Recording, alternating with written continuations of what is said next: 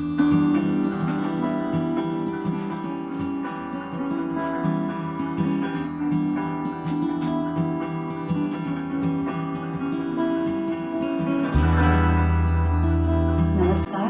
Me Nilima Kadam.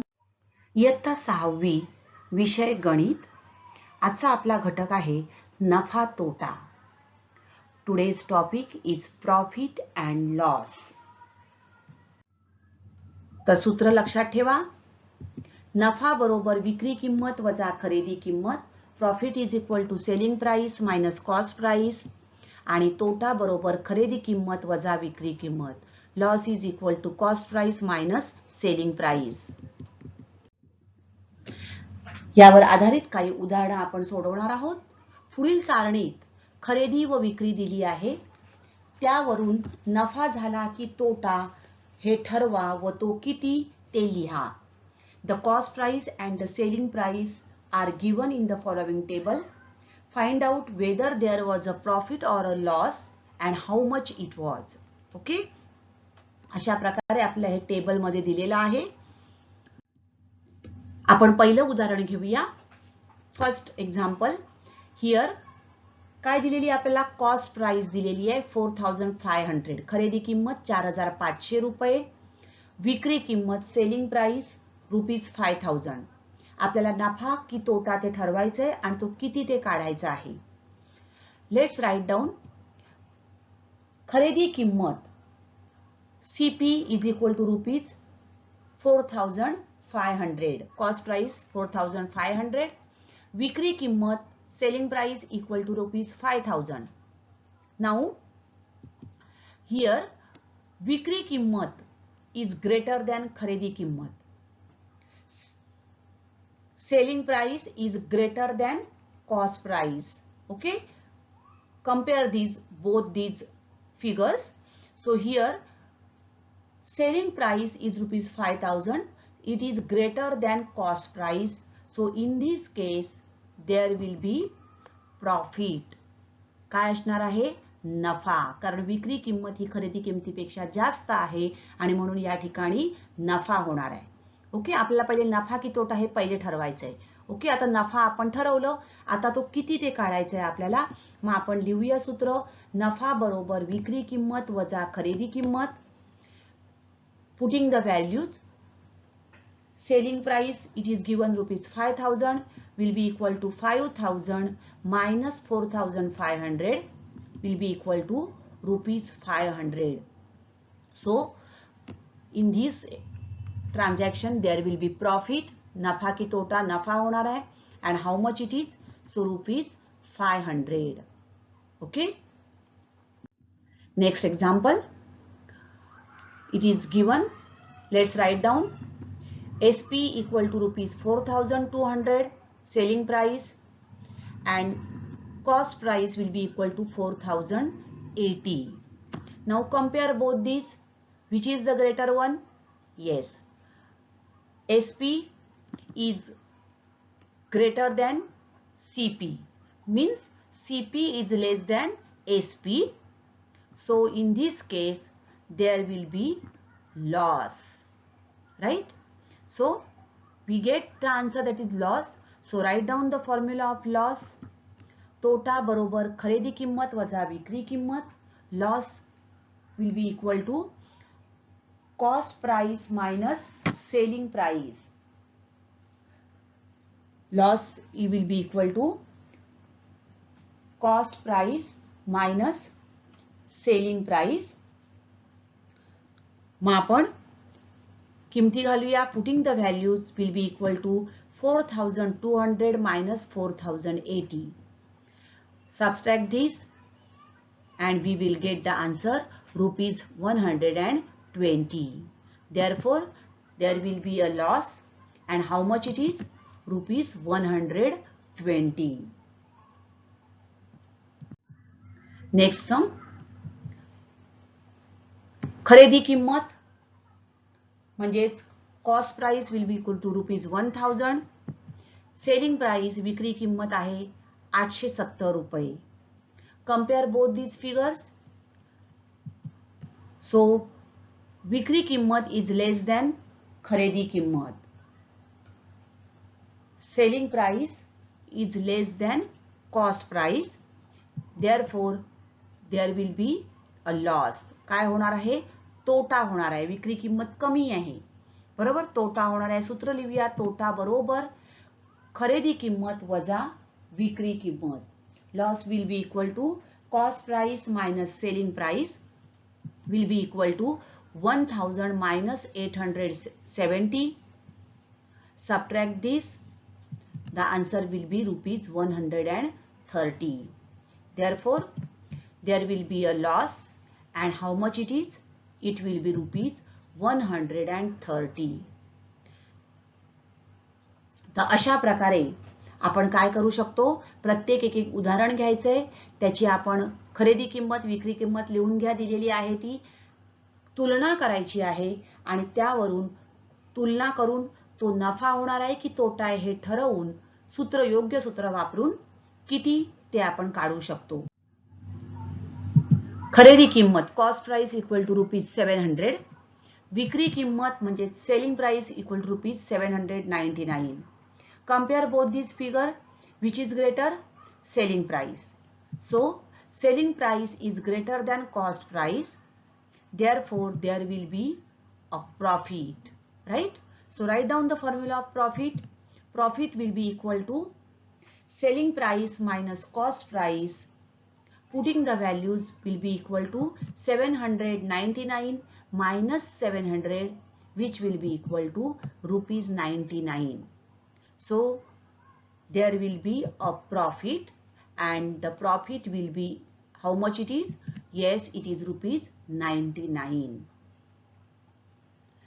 So in this way, first write down whatever is given, that is selling price, cost price, compare both the values, use proper formula, putting the values in that formula, find out the answer. Sometimes you might have given this profit and one of the selling or cost price, or they will give you loss and CP or SP is given, and they ask to find out the SP or CP accordingly. Okay. Word problem. आपण एक शाब्दिक उदाहरण बघणार आहोत. दुकानदाराने एक cycle 3000 रुपयांना खरेदी केली व तीच सायकल 4600 रुपयांना विकली, तर त्याला किती नफा झाला? आता या ठिकाणी आपल्याला डायरेक्ट विचारलेलं आहे बघा, किती नफा झाला. नफा की तोटा हे विचारलेलं नाहीये, किती नफा झाला डायरेक्ट विचारलंय, म्हणजेच या उदाहरणात नफा झालेला आहे हे नक्की आहे. Okay. A shopkeeper bought a bicycle for rupees 3000 and sold the same for rupees 4600. How much was his profit? Whatever is given, write down. Now see here, 3000 रुपये ही काय आहे? खरेदी केलेली आहे. त्याने काय केली आहे? खरेदी केली. सो खरेदी किंमत म्हणजे cost price equal to rupees 3000, आणि खरेदी करून ती सायकल 4600 रुपयांना विकली, राईट? म्हणजेच विक्री किंमत, selling price will be equal to rupees 4600. आता त्याने डायरेक्ट विचारले नफा किती झाला, आपल्याला नफा काढायचा आहे. नफा बरोबर किती, बरोबर? विक्री किंमत ही खरेदी किमतीपेक्षा जास्त आहे, म्हणजेच नफा आहे, म्हणून नफ्याचं सूत्र वापरा. नफा बरोबर विक्री किंमत वजा खरेदी किंमत.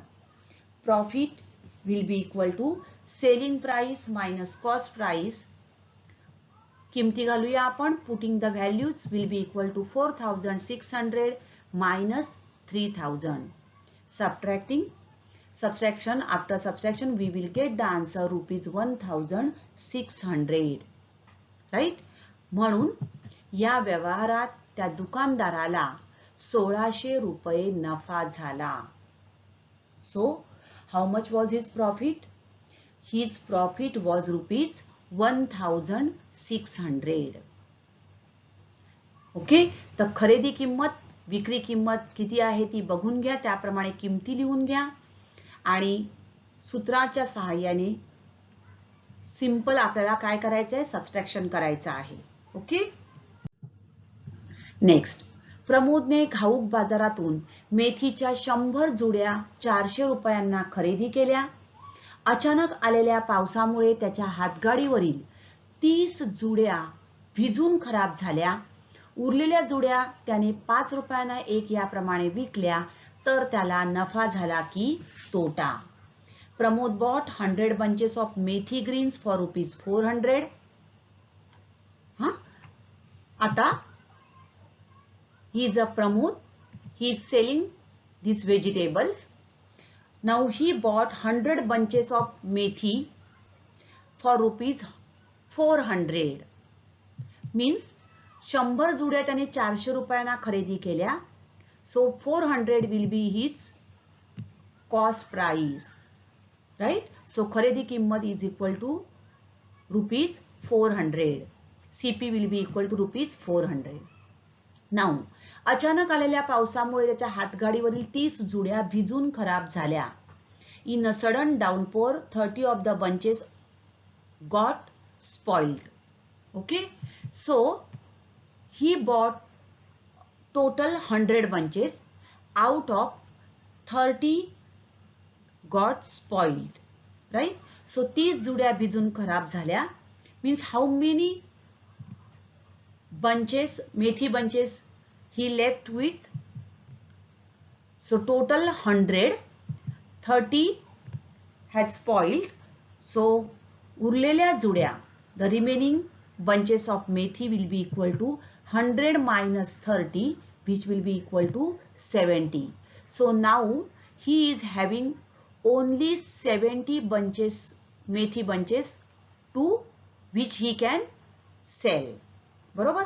तो 70 जुड्या राहिल्या, जो त्या 70 जुड्या आता फक्त काय करू शकतोय, विकू शकत आहे. आता उरलेल्या जुड्या त्याने 5 रुपयांना एक याप्रमाणे विकल्या. काय केलं त्याने? उरलेल्या जुड्या 5 रुपयांना एक याप्रमाणे विकल्या. How many he remains with? 70 bunches of methi, and he is selling those bunches at the rate of ₹5 each. तर उरलेल्या जुड्या त्याने 5 रुपयांना एक याप्रमाणे विकल्या. Therefore, the selling price will equal to 70 into 5. 70 जुड्या ज्याकडे राहिलेल्या आहेत त्या प्रत्येकी 5 रुपयाप्रमाणे विकल्या, म्हणजे आपण त्यावरून विक्री किंमत काढणार आहोत. विक्री किंमत बरोबर 70 गुणिले 5 म्हणजेच किती आले? 350 रुपये. आता खरेदी किंमत आपल्याला दिलेली आहे, cost price ₹400, selling price ₹350. Obviously काय आहे? विक्री किंमत ही खरेदी किमतीपेक्षा कमी आहे. आता या उदाहरणात आपल्याला काय विचारलंय, तर त्याला नफा झाला की तोटा. Did he make it or a loss? So we have to decide it whether he is in profit or in loss. So in this case, CP it is given ₹400. SP we have calculated, it is ₹350. SP is less than CP. Therefore, there will be a loss. बरोबर. विक्री किंमत खरेदी किमतीपेक्षा कमी आहे म्हणजे तोटा होणार आहे. So using the formula of loss will be equal to cost price minus selling price. खरेदी किंमत वजा विक्री किंमत is equal to 400 minus 350. That will be equal to ₹50. Therefore, Pramod had a loss in this transaction of ₹50. प्रमोदला या व्यवहारात 50 रुपये तोटा झाला. ओके. शरदने 1 क्विंटल कांदे 2000 रुपयांना खरेदी केले.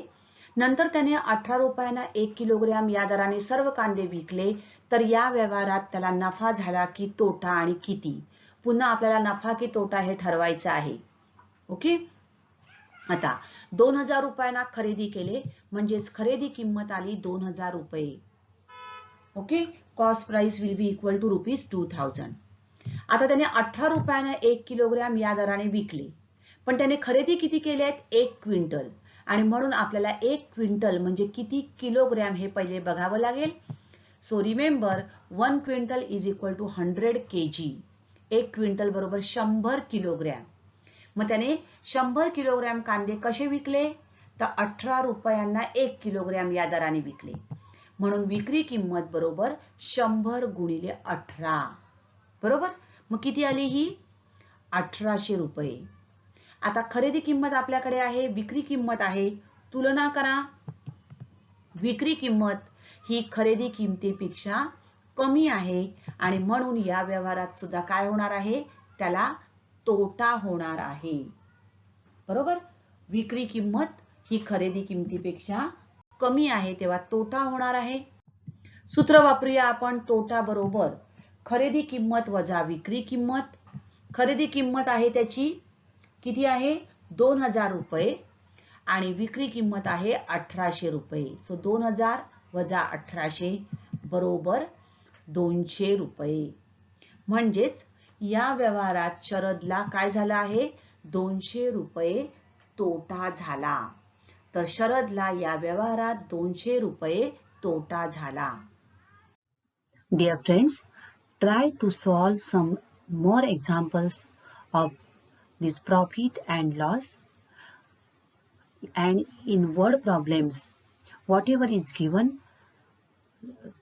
read the question carefully, write down, and then accordingly solve the questions.